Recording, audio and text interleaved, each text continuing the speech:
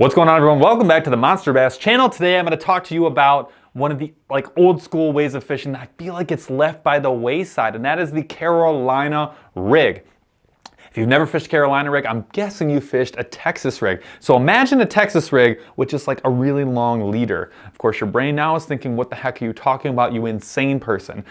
I'm gonna walk you through some of the basics. I'll show you the rigging, I'll show you how and where to fish it, and then I'm gonna talk about a little tip or a little trick that'll help you, especially if you're like a new Carolina rig fisherman. We'll give you that one at the end. Now, if you haven't already, like, subscribe, and come check out some of our other videos, as well as the Monster Bass Live. It's a heck ton of fun, and you should do it because it's fun.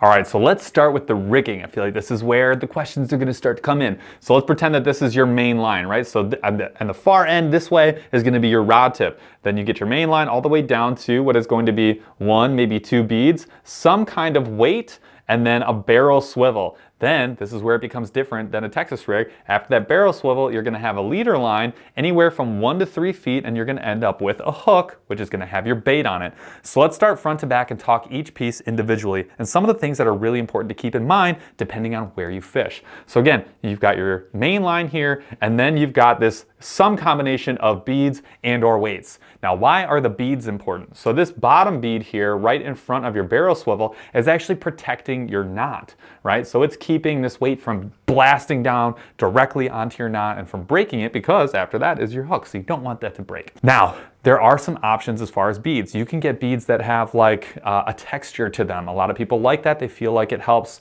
do a little more, make a little more noise and change the noise as this weight is hitting that bead. Now, you can also have glass beads. I prefer a plastic. I just think it does a nice job of protecting that knot like really, really well and makes a really loud sound.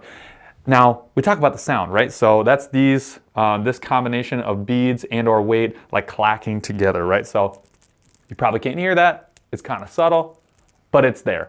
Now, a lot of folks are like, hey, I could make more noise if maybe I had a brass weight.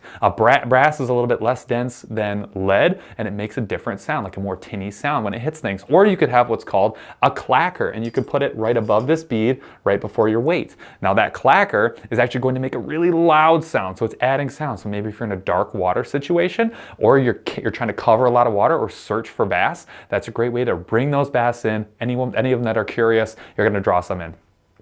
Now let's talk weight. Now, weight considerations. There's a lot of different options. I've got one here. It's a thicker tungsten barrel weight. This is good, I feel like, for open water searching. It's gonna hit a lot of things. It's not gonna get snagged up too much.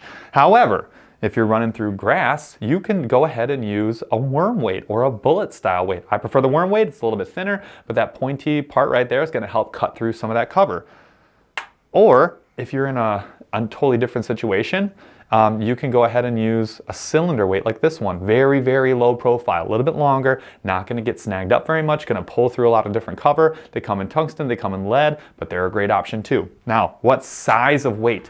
The size of weight is gonna be completely determined by how far you wanna cast, how deep you need to get down, whether or not you need to make complete bottom contact, and by the weight of your bait. So, let's do a couple of different versions here. I think a ½ ounce is probably where almost everyone should start. It's gonna get down pretty deep, even up to 10 feet. You can fish a ½ ounce really effectively. You're gonna get a pretty good distance cast, but maybe not the farthest. And so it's and then as far as bait size, even like a 2-inch paddle tail or a 2-inch tube, you can still be really effective with a ½ ounce.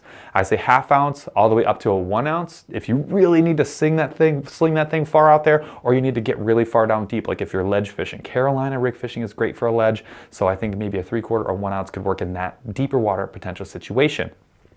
Now, that is like normal situations. You could go even further. You could get down to like BFS weights if you really wanted to, and I'll show you an example of that in a little bit. But I think for most people, a ½ ounce is a good place to start. Work your way up to 1 ounce if you really need to get a long cast. Now let's work our way back. Barrel swivel. How do you know what barrel swivel to choose? There's no wrong answer here. The only wrong answer is one that's underpowered or underweighted, one that's not going to be strong enough to handle a big fish or a big hook set. So just make sure you get a solid quality barrel swivel. Then you're going to go and you're going to get your leader. How long of a leader and what kind of leader? Great question. So glad you asked. The leader length is going to depend, for me, primarily on the weight of your bait and the clarity of the water. In general, longer leader for clearer water. That's just in general. So start with the 1 foot if it's just like maybe darker water or close quarters casting, and then longer distance casting, but then as maybe if it's clearer water, more spooky fish, or a more finessey bait like a trick worm or something a little bit smaller, consider downsizing and the diameter of your leader, and also going a little bit longer, maybe in that 14-inch range, 16-inch range, up to 3 feet if you really feel like you need it. Now, what type of line to use? I personally like a braided line or a fluorocarbon line, all the way out to a mono leader. Why do I say mono leader? A lot of times you're gonna be getting a big hook set. We'll talk about how you fish this in a second, but we're talking about a big hook set. So you get a little bit of forgiveness with that mono leader, a little bit of stretch. It also helps you work the fish. There's gonna be changes in leverage as you're working that fish in, as you're reeling it in, or as you're setting the hook. And so that mono can be a little bit forgiving and means that you snap off a little less. That's just my opinion. Fluoro works great too. It really just depends on your preference and how you fish. I also like that mono floats. A lot of times getting these baits up off the bottom can be a really nice benefit. So having the extra buoyancy of mono along with maybe a Z-Man type plastic could be a benefit too. Now let's talk hooks and baits. So this is my general go-to as far as hook. I like the offset worm hook. I feel like this accommodates a lot of baits. It's a low profile. It's going to pull through grass and cover really well. And you can get like a 3/0, which is a standard size, the one that I recommend the most. And a lot of the baits that you're going to use are going to want to be a little bit larger profile and have some kind of flashy action to them. I'll show you an example right now. But one of the best examples that I could think of for a Carolina rig is a lizard. This is going to be a killer bait that it's going to get crunched, and it's going to do really well and be really effective on this rig. So you rig it up weedless just like you normally would. Go through the belly here, just nick it, move that all the way to the front and flip it over like so. And then you're going to put the hook point through the back, which the light's making it hard to see.